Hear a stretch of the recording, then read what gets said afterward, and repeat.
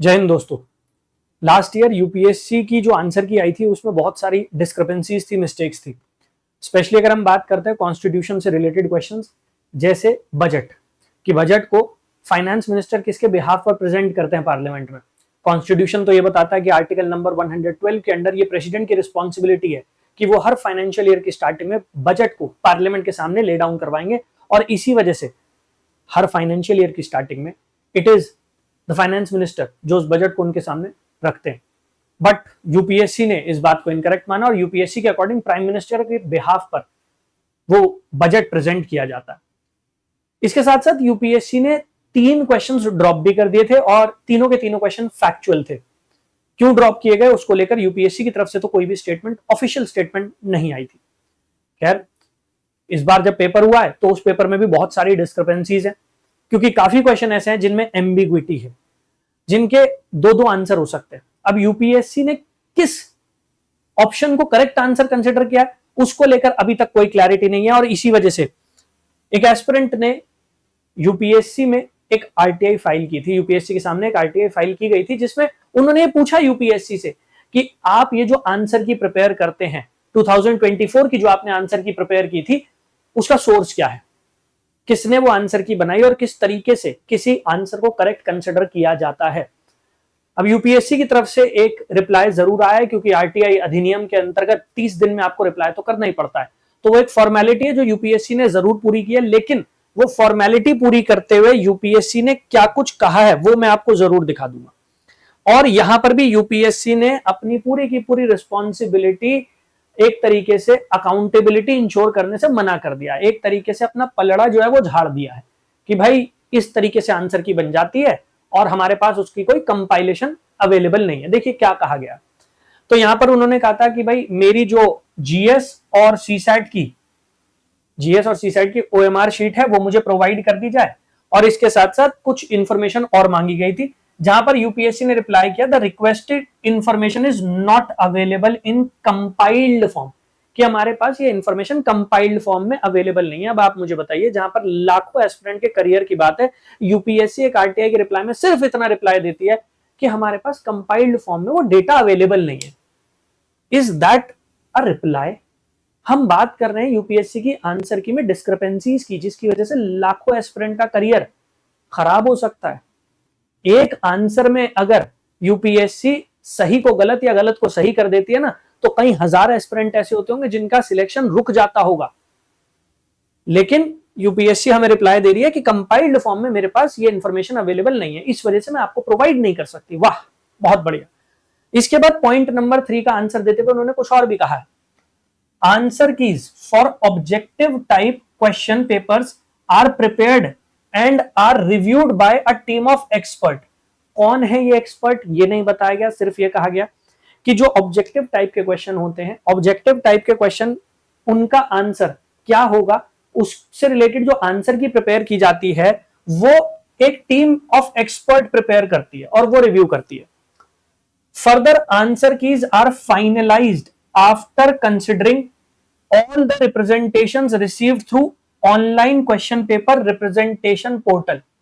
तो इस बार आपने देखा होगा कि जिस भी क्वेश्चन को लेकर आपको डाउट था, जहां पर भी आपको ऐसा लगा कि भाई एम्बिग्विटी है, डिस्क्रिपेंसी है, आप उसके अगेंस्ट यूपीएससी में रिप्रेजेंटेशन फाइल कर सकते थे। बहुत सारे एस्पिरेंट ने रिप्रेजेंटेशन फाइल भी की और यूपीएससी की तरफ से उनको ईमेल के थ्रू रिप्लाई भी आ रहा है कि आपका रिप्रेजेंटेशन हमने कंसिडर कर लिया। कंसिडरेशन का मतलब क्या है? क्या आप एक्सेप्ट कर रहे हैं कि वो क्वेश्चन गलत था, या फिर वो रिप्रेजेंटेशन जो किया गया उसमें एस्पिरेंट की गलती थी? वो नहीं बताया गया, सिर्फ ये कहा गया कि भाई हमने आपका रिप्रेजेंटेशन जो है उसको एक्सेप्ट कर लिया। चलिए वो भी मैं मान लेता हूं, मैन पावर की शॉर्टेज होगी, इस वजह से एक स्टैंडर्डाइज ईमेल बना लिया गया और वो सबको प्रोवाइड कर दिया गया। यहां पर ये कहा गया कि जो फाइनल आंसर की प्रिपेयर होती है प्रीलिम्स एग्जाम की, वो जो ऑनलाइन पेपर रिप्रेजेंटेशन पोर्टल है वहां पर जितनी कंप्लेन्स आती हैं, जितने रिप्रेजेंटेशंस आते हैं, उन सभी रिप्रेजेंटेशंस को कंसिडर करने के बाद उसके बाद प्रिपेयर की जाती है। मतलब इस बार अगर मैं 2025 की बात करता हूं तो 2025 का जब एग्जाम हो गया प्रीलिम्स का, एग्जाम होने के बाद आपको 1 हफ्ते का टाइम दिया गया था, 1 वीक। 1 हफ्ते का टाइम जो आपको दिया गया उसमें आपको रिप्रेजेंटेशन फाइल करने थे। वो रिप्रेजेंटेशन यूपीएससी के पास आ गए। अब ये रिप्रेजेंटेशन जब यूपीएससी के पास आ गए हैं तो यूपीएससी जो क्वेश्चंस हैं जिनमें एम्बिग्विटी है, जहां पर आपने कोई भी डाउट रेज किया, यूपीएससी अब उन्हें कंसिडर करेगी। कंसिडरेशन के बाद आपकी प्रीलिम्स की आंसर की प्रिपेयर की जाएगी। सो दैट मीन्स यूपीएससी अभी आंसर की इसलिए नहीं निकाल पा रही क्योंकि उसके पास वो आंसर की है ही नहीं, क्योंकि रिप्रेजेंटेशन के बाद फाइनल आंसर की प्रिपेयर होती है। यूपीएससी ने खुद ये बात कबूली है। Answer key are finalized after considering all the representations received through online question paper representation portal. That means इस बार भी यूपीएससी कई सारे क्वेश्चंस ड्रॉप करेगी, क्योंकि इस बार तो पिछली बार के पेपर से भी ज्यादा क्वेश्चंस में डिस्क्रिपेंसीज हैं, एम्बिग्विटी है, आंसर को लेकर कॉन्फ्लिक्ट्स हैं। तो पिछली बार अगर 3 क्वेश्चन ड्रॉप किए गए तो इस बार तो हो सकता है 7-8 क्वेश्चन तक यूपीएससी को ड्रॉप करने पड़ जाए। क्या यूपीएससी ऐसा कर रही है? उसको लेकर कोई हमारे पास अभी इंफॉर्मेशन नहीं है, और आंसर की से रिलेटेड इंफॉर्मेशन तो थोड़ी बहुत यूपीएससी ने प्रोवाइड कर दी है कि रिप्रेजेंटेशंस को कंसिडर करने के बाद ही वो आंसर की प्रिपेयर करेगी। However detailed sources are not maintained. वो एक आंसर की जिसके बेसिस पर लाखों एस्पिरेंट्स के करियर डिसाइड हो जाते हैं, ये डिसीजन लिया जाता है कि अल्टीमेटली कौन मेंस लिखेगा, कौन इस बार क्वालिफाई नहीं हो पाएगा। उस आंसर की से रिलेटेड कोई भी डिटेल्ड सोर्स मेंटेन नहीं की जाती है। मतलब कोई आंसर करेक्ट जो कंसिडर किया गया वो किस सोर्स के बेसिस पर किया गया, यूपीएससी उस सोर्स को लेकर कोई भी रिकॉर्ड मेंटेन नहीं करती है डिटेल में, और इसी वजह से आपको वो सोर्सेज नहीं बताई जा सकती। क्योंकि इस आरटीआई में यही पूछा गया था कि आप हमें डिटेल सोर्सेज बता दीजिए जिन सोर्सेज के बेसिस पर यूपीएससी फाइनली अपनी प्रीलिम्स की आंसर की बना रही है। तो यूपीएससी ने सिंपली ये कह दिया है कि डिटेल सोर्सेज हम मेंटेन नहीं करते हैं। आप दुनिया के सबसे डिफिकल्ट एग्जाम्स में से एक, इंडिया में सबसे कोवेटेड एग्जाम माना जाने वाला यूपीएससी सिविल सर्विसेज का एग्जाम कंडक्ट कर रहे हैं, और वहां पर आप ये कह रहे हैं कि डिटेल सोर्सेज हम मेंटेन ही नहीं कर रहे हैं। एक छोटी कोचिंग जब एक टेस्ट पेपर भी बनाती है ना, तो वो टेस्ट पेपर जो बनाया गया उसके लिए क्या क्या सोर्सेज इस्तेमाल की गई हैं उसके पास भी उसकी इंफॉर्मेशन होती होगी। आप हिंदुस्तान के सबसे बड़े एग्जाम में से एक एग्जाम को कंडक्ट करवा रहे हैं और वहां पर आरटीआई में कहा जा रहा है कि हमारे पास डिटेल सोर्सेज है ही नहीं, हम मेंटेन ही नहीं करते, जरूरत ही नहीं है हमें मेंटेन करने की, हमें तो जो आंसर देना है हम दे देंगे, अब वो गलत हो सही हो आप देखते रहो, करियर आपका है, खराब होगा तो आपका करियर खराब होगा, हमें क्या लेना देना। ये तो इस तरीके का जवाब है।